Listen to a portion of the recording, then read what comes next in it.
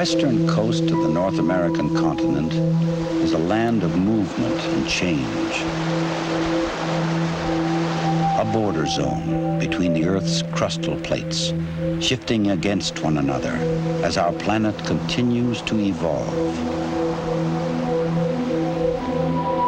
Looming above this landscape, from British Columbia to Northern California, is a range of mountains called the Cascades. They are vivid expressions of the Earth's restless movement and are the home of some of the world's largest volcanoes. Formations of their own lava and debris, these volcanoes have influenced the landscape here for hundreds of thousands of years. For modern civilization, they are symbols of uncertainty and awesome power. People living within their midst have learned to watch and listen and pay heed to their moods.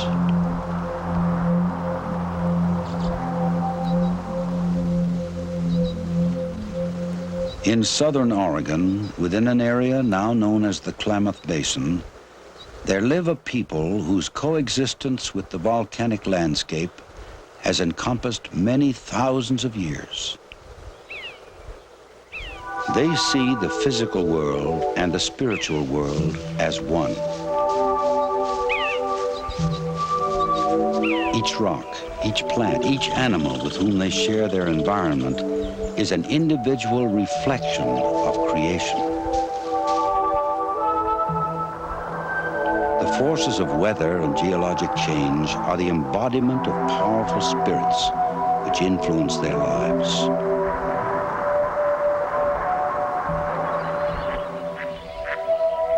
Their ancestors called themselves Makalak, the people of the marsh. These ancient ones told of a great battle that took place nearly 7,000 years ago between two mighty spirits named Skell and Lau.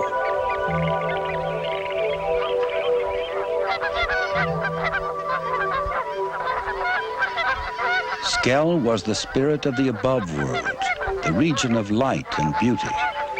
He lived in the marsh country.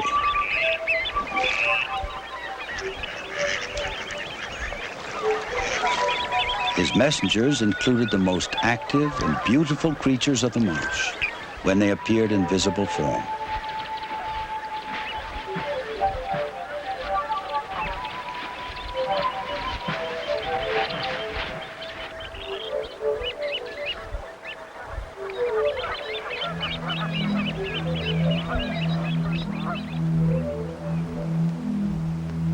Deep within the mountains surrounding the marsh dwelt Lau. His was the domain of darkness and terror, the below world. The great volcanic mountain that towered over the western side of the marsh was Lau's passageway to the kingdom of light.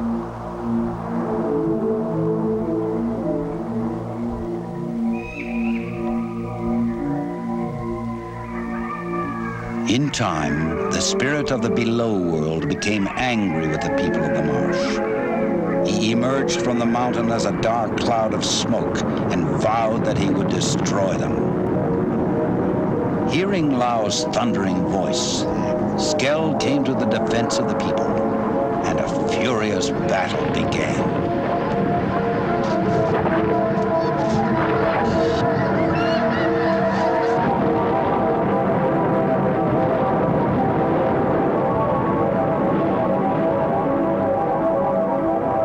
The spirit of the below world poured forth as an avalanche of burning ash. Like a river of flame, he swept over the land, devouring forests and covering valleys, continuing on to the homes of the marsh people.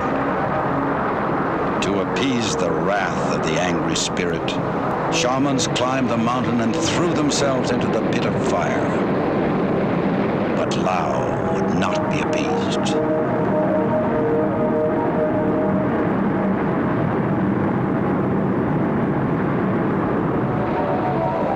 final burst of fury, Skell drove Lau underground, collapsing the mountain upon him.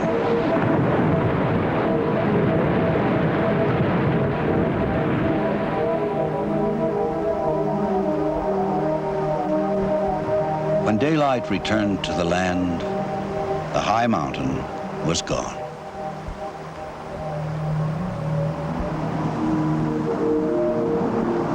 Then came the spirits of the storms. Snow and rain fell for many years upon the ravaged land. In time, the spirits of the trees and animals returned in their physical forms.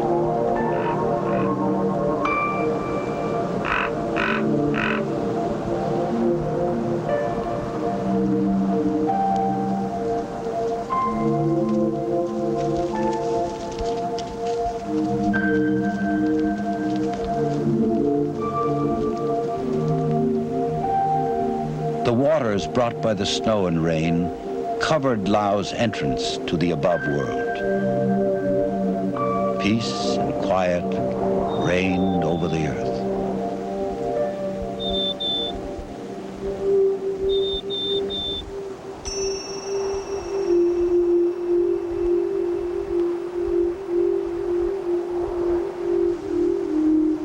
The people of the marsh called this place the Lake of Blue Waters. For them, it was a place of great spiritual power, a passageway to the inner world of divine vision.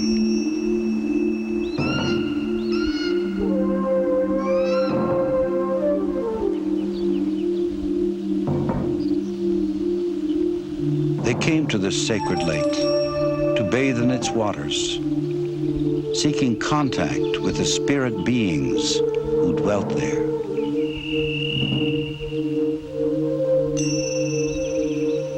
To receive a vision was to experience a state of union with all creation. Body, mind, and spirit became one.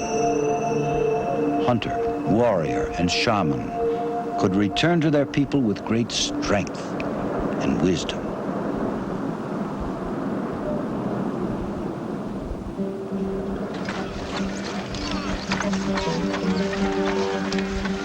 By the middle of the 19th century, a new people was making a mass migration through the area surrounding the Lake of Blue Waters. These people embodied a world of different beliefs, a world seemingly separated from the rhythms and flows of the living landscape. They came to carve new lives from the raw material of the earth and to expand the growing empire they called the United States. Over the next 30 years, the people of the marsh would have to change their lives dramatically as the growing edge of this empire encompassed their homeland. The Makalak spiritual link with the living landscape would be weakened, but not severed. The lake over the battlefield of Lau and Skell would remain for them a sacred and powerful place.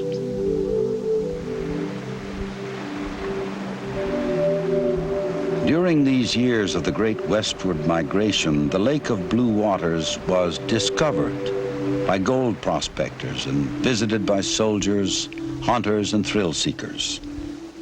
These newcomers would call it Deep Blue Lake, Lake Majesty, Hole in the Ground, Crater Lake. In the summer of 1885, a man named William Steele made a journey to this lake from the growing city of Portland. Years earlier, as a schoolboy in Kansas, Steele had been deeply moved by a short description of the lake that was printed in the newspaper wrapped around his lunch. For William Steele, seeing Crater Lake was the fulfillment of a dream. The newspaper descriptions and fantasies of the past could not approach the reality now before him. He looked over the lake in awed silence. Realizing that the lake and its surroundings were unclaimed and open for exploitation, Steele became deeply inspired to protect the area from private development. Soon, his vision prompted a movement to create a national park. In 1886, William Steele returned with a scientific expedition to explore the lake's depths. They found it to be nearly 2,000 feet deep, one of the deepest lakes in the world.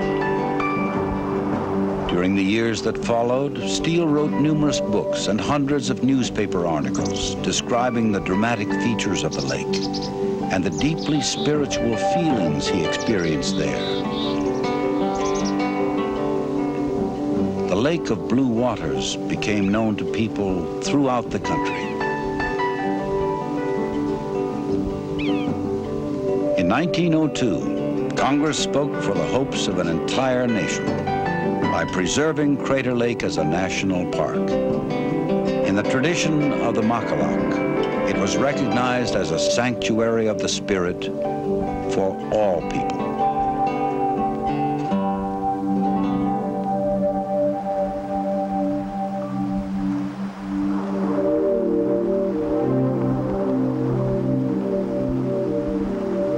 The geologists of our modern civilization consider this mountain as the site of one of the most violent volcanic eruptions that this continent has ever known. The upper 5,000 feet of the mountain was destroyed.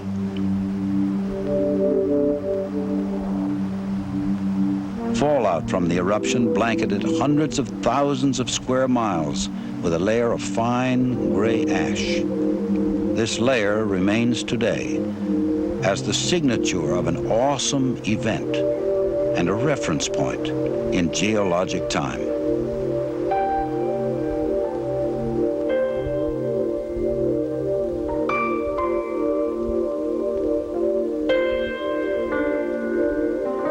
The lake which formed in the cavity of this volcano is among the most transparent bodies of fresh water on Earth. Its clarity has long inspired the curiosity of scientists. The knowledge they gain here contributes to the research of other lakes around the world.